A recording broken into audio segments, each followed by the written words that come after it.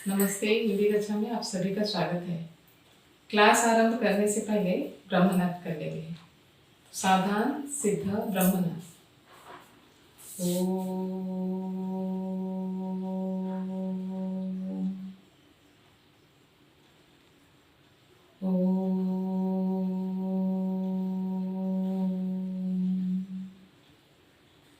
शांति शांति शांति। स्वस्थ।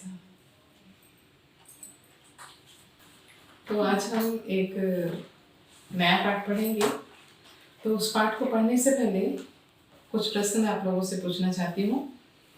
मेरा पहला प्रश्न है कि भारत के प्रथम राष्ट्रपति कौन हैं? भारत के प्रथम राष्ट्रपति कौन हैं? अगर आपको उत्तर मालूम है तो कमेंट बॉक्स में अगर आप लिखेंगे तो बहुत ज़्यादा अच्छा होगा। फिर भी हम बता देते हैं राजेंद्र प्रसाद, लेकिन जो जो इस वीडियो को देख रहा है वो कमेंट बॉक्स में ज़रूर लिख के भेजेंगे। हमारे देश के प्रधानमंत्री कौन हैं? हमारे देश के वर्तमान प्रधानमंत्री कौन है? नरेंद्र मोदी। ठीक है। हमारे देश की पहली महिला प्रधानमंत्री कौन थी? इंदिरा गांधी। ठीक। ये जो भी प्रश्न हम आपसे पूछ रहे हैं, आप अपने जो भी वीडियो देखोगे उसको कमेंट बॉक्स में इसके आंसर आप लिख के देंगे तो ज़्यादा अच्छा होगा। हमारे देश के प्रथम प्रधानमंत्री कौन थे जब हमारा देश आज़ाद हुआ? और आज़ाद होने के बाद जो पहले प्रधानमंत्री बने वो कौन थे? कौन थे वो? इसका आंसर आप कमेंट बॉक्स में लिखकर देंगे। ठीक है। आज हम पढ़ेंगे जेल में मेरे मित्र। पाठ का नाम है जेल में मेरे मित्र।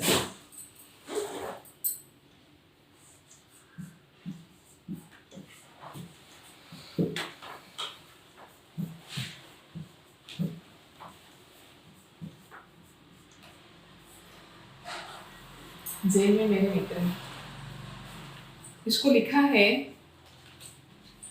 पंडित जवाहरलाल नेहरू ने।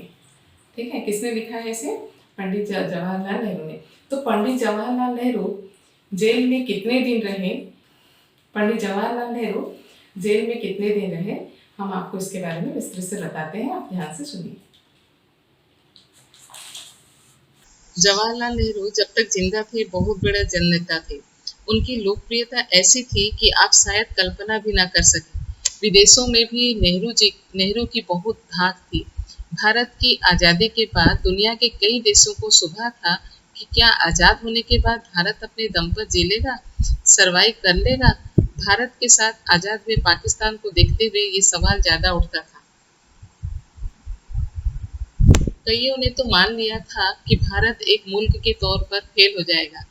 ऐसे लोग भी जब नेहरू की ओर देखते तो कहते कि इस आदमी के रहते भारत की उम्मीदें, उसकी संभावनाएं नहीं मरेगी। विदेशों में अब भी नेहरू की बड़ी इज्जत है, लेकिन भारत में स्थितियां बदल गई हैं। अब नेहरू को लेकर विवाद ज्यादा है। बहुत लोग जानते ही नहीं कि नेहरू ने देश के लिए क्या किया।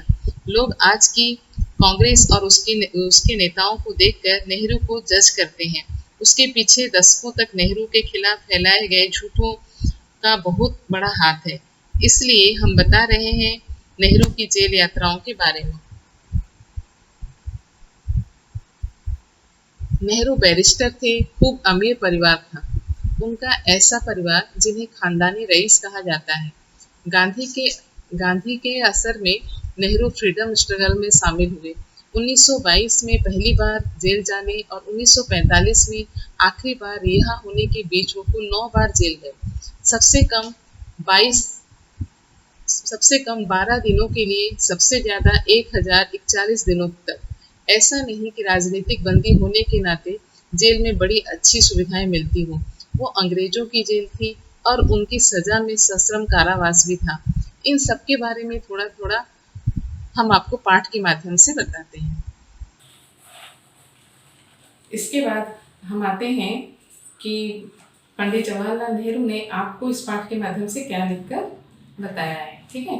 तो सबसे पहले हम पढ़ लेंगे पंडित जवाहरलाल नेहरू का जीवन परिचय, लेखक परिचय। स्वतंत्र भारत के प्रथम प्रधानमंत्री पंडित जवाहरलाल नेहरू का जन्म 14 नवंबर सन 1889 को उत्तर प्रदेश के इलाहाबाद के आनंद भवन में हुआ था। कहाँ पर हुआ था पंडित जवाहरलाल नेहरू का जन्म? उत्तर प्रदेश के इलाहाबाद के आनंद भवन में।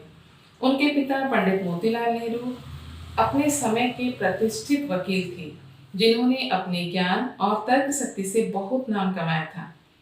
जवाहरलाल पर पाश्चात्य सभ्यता का प्रभाव होते हुए भी उनका भारतीय सभ्यता और संस्कृति से बेहद प्यार था।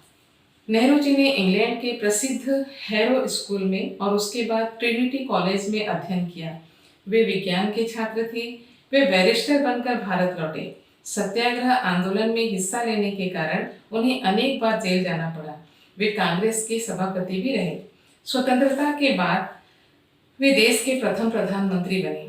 वे केवल कुशल राजनीतिज्ञ और अधिक परिश्रमी नहीं थे, बल्कि प्रभावशाली लेखक भी थे।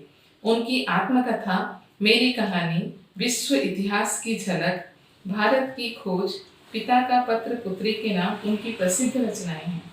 पंडित जवाहरलाल नेहरू प्रभावशाली व्यक्तित्व के धनी और मानवता के पुजारी थे।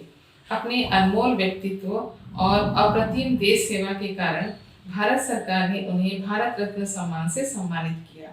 27 मई सन 1964 ईस्वी को उनका देहांत हुआ था। अब पढ़ते हैं कि जवाहरलाल नेहरू जो जेल में रहे, उनका जीवन कैसे बीतता था।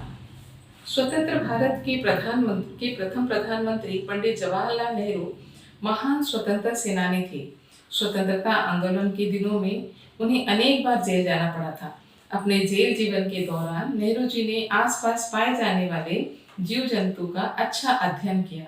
जेल में जब वो थे तो उनके आसपास जो जीव जंतु थे उनके बारे में उन्होंने बहुत अच्छा अध्ययन किया था। किसने? जवाहरलाल नेहरू ने। इन्हीं अनुभवों को उन्होंने बड़े सरल, सरस और सजीव रूप में यहाँ प्रस्तुत किया है। जेल में उनका जीवन जितना दिन बीता था, उन दिनों में वो जेल में रहते हुए जीव जंतुओं के साथ जो उनका जीवन बीता, उनको अपनी सरल और सुबोध भाषा में उन्होंने यहाँ पर लिखा है। वो कहते हैं, मैं देहरादून जेल की उस कोठरी में लगभग 14.5 महीने रहा। देहरादून जेल की कोठरी में जवाहरलाल नेहरू जो थे कितने दिन रहे? 14.5 महीने। 14.5 महीने अर्थात कितने दिन होते हैं बताओ? 14.5 महीने अर्थात कितने दिन? 14.5 महीने। 14.5 महीने का अर्थ है 1 साल 2 महीने और 15 दिन। 1 साल 2 महीने और 15 दिन। मुझे लगने लगा कि जैसे यह मेरा ही घर हो। उनको वो जेल इतने दिन रहने के बाद वो जेल जो था, जवाहरलाल को क्या लगने लगा कि जैसे वो उनका घर हो। मैं उसके कोने कोने से परिचित हो गया, क्योंकि वो वहाँ पर 14.5 महीने रहे। तो जेल के उस कोठरी के वो एक एक कोने से कहाँ पे कौन सी चीज है उससे वो अच्छी तरह से परिचित हो गए।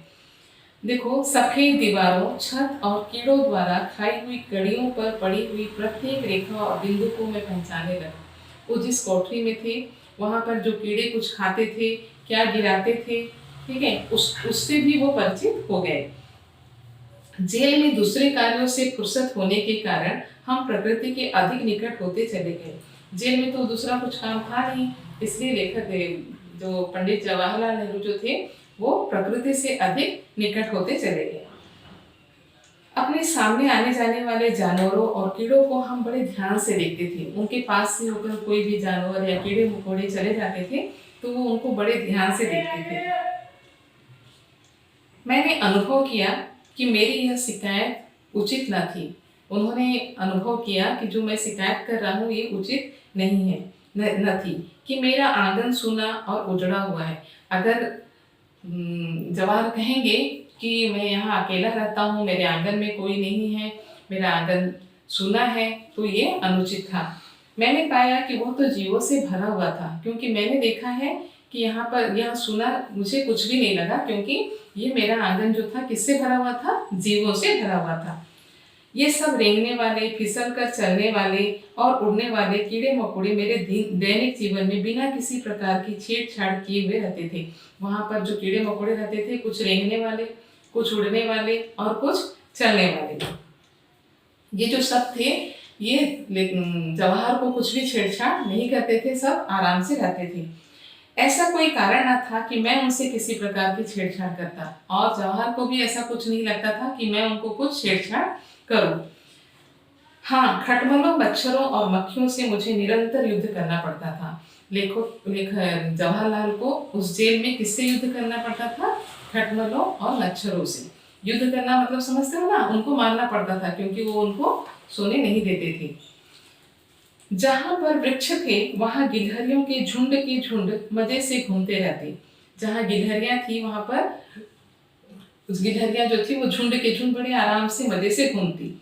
गिलहरियां बिल्कुल ना डरती और साहसपूर्वक हमारे पास आ जाती थी। गिलहरी जो थी वो बिल्कुल डरती नहीं थी, और जहां पर जवाहर रहते थे वो बड़े आराम से उनके पास साहसपूर्वक आ जाती थी। वे इधर से उधर भागती, मानो एक दूसरे से आगे बढ़ने का खेल खेल रही हो। गिलहरियां जो थी वो इधर से उधर भागती थी, ऐसा लगता था जैसे कि वो एक दूसरे से आगे बढ़ने का खेल खेल रही हों। मुझे उनकी अटकलियां देखने में बड़ा आनंद आता था। उनका जो खेल था वो देखने में जवाहरलाल को बड़ा ही आनंद आता था। लखनऊ जेल की बात है, ये तो रही अल्मोड़ा देहरादून जेल की बात, ठीक है। अब आते हैं लखनऊ जेल की बात। लखनऊ जेल की बात है, मैं घंटों बिना हिले डुले बैठा पढ़ता लिखता रहता था। लखनऊ जेल में जवाहरलाल नेहरू जो थे वो बिना हिले डुले घंटों बैठकर पढ़ते या लिखते रहते थे। एक गिलहरी मेरे पैरों पर चढ़कर गोद में आ बैठती थी। वहां पर एक गिलहरी थी जो पैरों पर चढ़ते हुए आती थी और लेखक के गोद में बैठती थी और मेरे मुंह की ओर देखने लगती थी, और लेखक के मुंह की ओर देखने लगती थी। लेखक यहाँ पे कौन है? पंडित जवाहरलाल नेहरू। और उनके गोद में बैठकर उनके मुंह की ओर देखने लगती थी। वो मेरी आंखों की ओर गौर से देखती थी और अनुभव करती थी कि मैं वृक्ष नहीं हूँ। देखो कितनी मजे की बात कह रहे हैं कि वो गिलहरी जो थी वो लेखक जवाहरलाल नेहरू के पैरों से चढ़ते हुए उनके गोद में आती थी और जवाहरलाल की आंखों को देखती थी, और वो सोचती थी कि मैं वृक्ष नहीं हुआ था। जवाहरलाल वृक्ष नहीं है वो जानती थी गिलहरी, ये भी उन्होंने अनुभव करके लिख दिया है। किसने? जवाहरलाल नेहरू ने। वो मुझे क्या समझती रही मैं नहीं बता सकता। फिर कहते हैं कि वो क्या समझती थी मुझे मैं नहीं बता सकता। मैं जरा सा हिलता कि वो भयभीत होकर भाग खड़ी होती, और मैं जैसे ही थोड़ा सा हिल जाता था वो डर कर भाग जाती थी। कभी कभी गिलहरियों के छोटे छोटे बच्चे पेड़ों से गिर जाते थे। उनकी माताएं उनके पीछे दौड़ी हुई आती और उन्हें गेंद की तरह अपने मुंह में दबाकर सुरक्षित सुरक्षित स्थान पर ले जाती थी। जो गिलहरी के झुंड थे वो पेड़ों पर रहते थे, और कभी कभी गिलहरी के बच्चे जो थे वो पेड़ से नीचे भी गिर जाते थे। तो जैसे ही पेड़ से नीचे गिर जाते थे, जो उनकी माता गिलहरी रहती थी वो देखती थी तो वो दौड़ कर आती थी और बच्चे को क्या कर देती थी? गेंद की तरह गोल बनाकर अपने मुंह में लेकर फिर सुरक्षित स्थान पर ले जाती थी। कभी कभी बच्चे खो भी जाया करते थे, और इस तरह गिरने से कभी कभी गिलहरी के बच्चे जो हैं वो गुम भी हो जाया करते थे। हमारे एक साथी ने इस प्रकार की गिलहरियों के खोए हुए 3 बच्चों को पाल रखा था, और जवाहर के एक साथी जो थे, एक मित्र जो थे, उन्होंने इस तरह से खोए हुए 3 गिलहरी के बच्चों को पाल कर रखा था। एक दिन मैंने कुछ शोर सुना, और एक दिन की बात है कि जवाहरलाल को कुछ शोर सुनाई दिया, आवाज सुनाई दी। हाय, ये गिलहरी के नन्हे नन्हे बच्चे कहीं मर ही न जाए। क्या आवाज सुनाई दी? कि सब लोग बात कर रहे हैं, हाँ ये गिलहरी के छोटे छोटे नन्हे नन्हे बच्चे जो हैं कहीं मर न जाए। मैं उधर गया तो देखा कुछ कैदी खड़े अरे अरे हाय हाय कर रहे थे। क्या कर रहे थे? कुछ कैदी खड़े होके अरे अरे क्या हो गया, अरे अरे हाय हाय ऐसे कर रहे थे। मैंने उन बच्चों को देखा तो निश्चिंत हो गया। जब जवाहरलाल जब गिलहरी के बच्चों को देखे तो क्या हो गए? निश्चिंत हो गए, क्योंकि वे जीवित थे। क्यों निश्चित हो गए? कि गिलहरी के बच्चे जो थे वो जीवित थे। मैंने कहा, तुम सब इन बच्चों को घेरे खड़े हो, इनकी माँ इन्हें लेने कैसे आ सकती है? तुम सभी ने तो इनको घेर कर खड़े हो गए हो। किसको कह रहे हैं? वो कैदियों को कह रहे हैं जवाहर जाकर कि तुम सब तो इस बच्चों को घेर कर खड़े हो, तो उसकी माँ कैसे आ सकती है? चलो हम बरामदे में बैठकर देखते हैं। मैंने कैदियों को बताया कि मैं रोज इन गिलहरियों को देखता हूँ। कई बार इनके बच्चे वृक्ष की टहनी से नीचे गिर जाते हैं। इनकी माताएं फुर्ती से नीचे आती हैं, बड़े ध्यान से इन्हें गेंद की तरह गोल गोल कर मुंह में दबा देती है और फिर पेड़ पर ले जाती है। मैं तो कई बार देखा हूँ कि गिलहरी के बच्चे गिर जाते हैं और माता गिलहरी जो है आती है और गेंद की तरह गोल बनाकर मुंह में दबाकर बच्चों को लेकर अपने पेड़ पर फिर वो चढ़ जाती है। संध्या का समय था, धीरे धीरे रात होने लगी, परंतु माँ गिलहरी नहीं आई। उन लोग देखिए कि जो बच्चे गिर गए हैं, संध्या हो गई, लेकिन माँ गिलहरी उन बच्चों को लेने नहीं आई। मैं चिंतित हो उठा, जवाहरलाल जो थे वहाँ पर चिंतित हो उठी। कुछ तो करना होगा, वो सोचने लगे कि इन बच्चों के लिए कुछ तो करना होगा। कैदी उन बच्चों को उठाकर मेरी कोठरी में ले आए। पांडे जी आते ही बोले, ये बच्चे तो बहुत ही छोटे हैं, ना तो ये पत्ते चबा सकते हैं और ना ही इन्हें रोटी का चूरा खिलाया जा सकता है। पांडे जी आए, वो बोलने लगे कि गिलहरी के जो बच्चे तो बहुत छोटे हैं, ना तो इनको ये पत्तियां चबा सकते हैं और ना तो ही इनको रोटी का चूरा खिलाया जा सकता है। कैसे जीवित रखा जाएगा? अब सोचने लगे कि इनको कैसे जिंदा रखा जाएगा। दूसरे ने सुझाव दिया कि इन्हें बोतल से दूध पिलाया जाए। दूसरा जो कैदी था, उन्होंने क्या कहा कि इसको बोतल से दूध पिलाया जाए। पर कैसे? जेल में बोतल कहाँ? पर कैसे पिलाए? जेल में बोतल कहाँ से आएगी? फिर वे इतने छोटे थे कि बोतल से तो दूध पी ना सकते थे। ये गिलहरी के बच्चे जो थे इतने छोटे थे कि बोतल से दूध वो पी नहीं सकते थे। उनका पालन पोषण करना कठिन समस्या बन गई थी। उन बच्चों का पालन पोषण करना बहुत कठिन समस्या बन गई। किसको? जवाहर के सामने कठिन समस्या आ गई कि ये भी छोटे छोटे बच्चों का कैसे पालन पोषण किया जाए। सब सोच में पड़े थे कि मेरी दृष्टि पेन में स्याही भरने वाली नली पर पड़ी। सब सोचने लगे थे कि कैसे इनको दूध पिलाया जाए, कैसे इनको बचाया जाए। तब तक जवाहरलाल की दृष्टि किस पर पड़ी? पेन में स्याही भरने वाली नली पर पड़ी। पहले जो था, अभी तुम लोग डॉट पेन का इस्तेमाल करते हो, पहले इंक पेन का इस्तेमाल किया जाता था, जिसको नली के द्वारा भरा जाता था। उसमें ड्रॉप ड्रॉप होके वो इंक जाता था पेन में। ठीक है, मैंने नली को उठाया और सबको दिखाते हुए कहा, इसे बनाते हैं बोतल।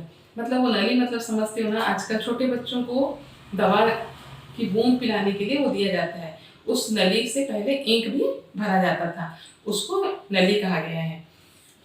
और जवाहरलाल को वो मिल गई तो उन्होंने क्या कहा कि इसको बना देते हैं बोतल। ठीक है, किसको? उस स्याही या इंक भरने वाली नली को। इसे बनाते हैं बोतल। फिर शुरू हुआ नली से दूध पिलाने का प्रयास। फिर उनका काम शुरू हुआ कि कैसे नली से दूध गिलहरी के बच्चों को पिलाया जाए। पर नली से दूध की बूंद कभी बच्चों की नाक पर गिरती और कभी जमीन पर। जब नली से भी उनको पिलाने का प्रयास किया गया तो कभी उस गिलहरी के बच्चों की नाक पर गिर जाती तो कभी जमीन पर। कभी बच्चे मुंह ही ना खोल पाते और कभी हम नली को स्थिर न कर पाते रख सकते। कभी बच्चे मुंह नहीं खोल पाते थे और कभी जो उनको पिला रहे थे वो अपने हाथ को स्थिर नहीं कर पा रहे थे। सब परेशान थे कि जल्दी ही दूध ना पिलाया गया तो बेचारी मर जाएंगी। अगर जल्दी से इनको दूध ना पिलाया गया तो ये गिलहरी के बच्चे जो हैं वो मर जाएंगे। जेलर राम प्रसाद जी भी ये सब देख रहे थे। जेलर राम प्रसाद भी वो सब देख रहे थे। उनके मन में कोई विचार पौधा, उनके मन में कोई विचार उसी समय आया और वे भागते हुए वहां से चले गए। क्षण भर में हाथ में रुई लिए आए। नली में, रुई समझते हो, कपास। नली में दूध डाला, उस पर रुई लपेटी। उस नली में दूध डाला गया और उसके मुख पर क्या लपेटा गया? रुई लपेटी गई। रुई दूध से गीली हो गई और गिलहरी का नन्हा बच्चा रुई चूसने लगा। चूस चूस कर बच्चे ने नली का पूरा दूध पी लिया। इस तरह बाकी दोनों बच्चों को भी दूध पिलाया गया। इसी तरह से दोनों बच्चों को भी दूध पिलाया गया। हम सब इतने प्रसन्न थे मानो विश्व जीत लिया हो। जब बच्चे दूध पी गए, गिलहरी के बच्चे, तो इन लोग इतने प्रसन्न हो गए, ऐसा लगा कि जैसे उन्होंने विश्व जीत लिया हो। अब ये तीनों बच्चे हमारे जेल परिवार के चहेते सदस्य थे। अब ये जो तीनों बच्चे थे जेल परिवार के क्या बन गए? चहेते सदस्य बन गए। आज के लिए इतना ही। इसके कुछ कठिन शब्द हैं, हम आपको लिख देते हैं।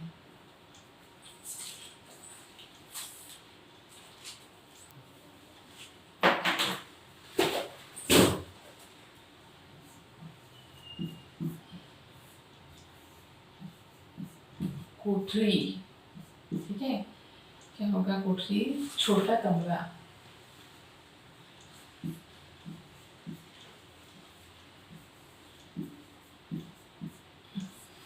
और क्या है? परिचित,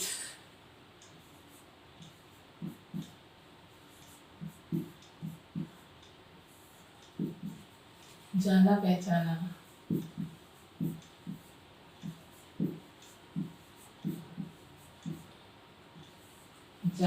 पहचाना,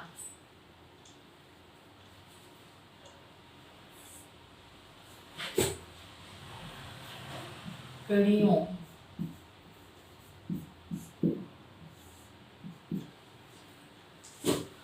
यहाँ दिया है लगाम, लगाम या फिर छोटी धरन,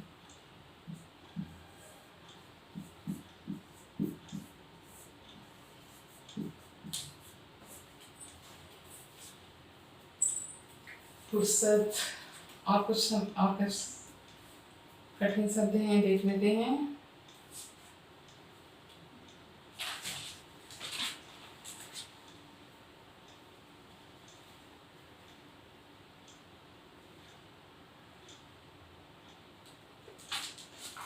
उजड़ा,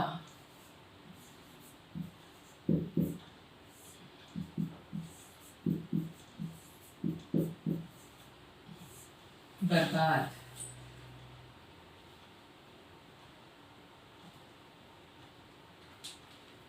रेंगना,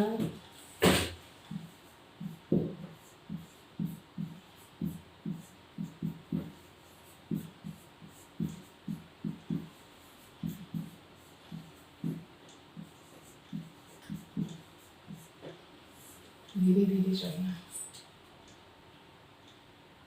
दैनिक, प्रतिदिन,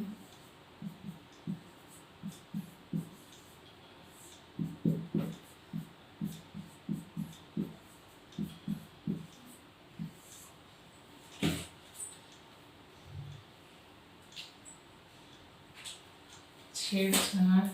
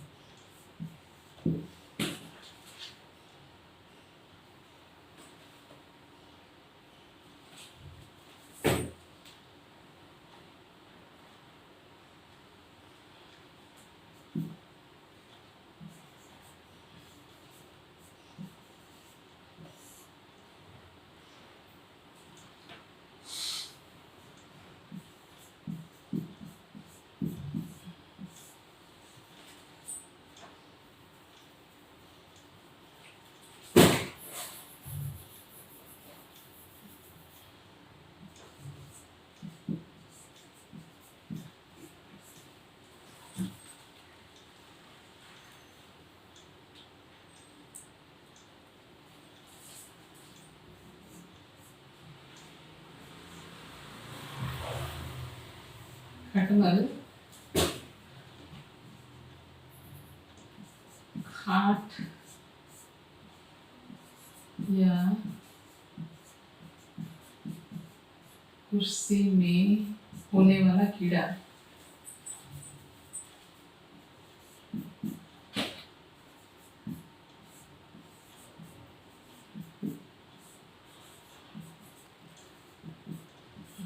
होने वाला कीड़ा। ठीक है, कीड़ा मतलब कीट। ठीक है, तो आज तो इतना ही। ठीक है, इसमें से कुछ प्रश्न आपको पूछेंगे।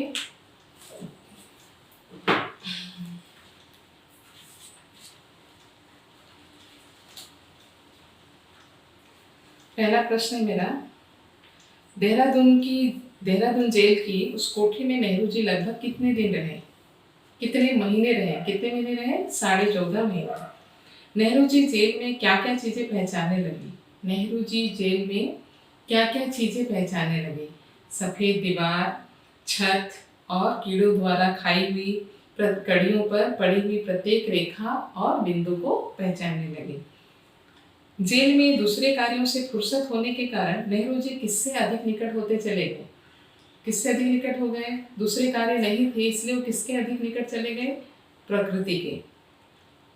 किससे नेहरू जी को निरंतर युद्ध करना पड़ता था? किससे नेहरू जी को निरंतर युद्ध करना पड़ता था? खटमल और मच्छर। नेहरू जी को किसकी अटखेलियां देखने में बड़ा आनंद आता था? नेहरू जी को किसकी अटखेलियां देखने में बड़ा आनंद आता था? किसकी अटखेलियां? गिलहरियों की। गिलहरियों की अटखेलियां देखने में बड़ा ही आनंद आता था। तो आज के लिए इतना ही। इसका अगला वाला पार्ट हम नेक्स्ट क्लास में भेजेंगे।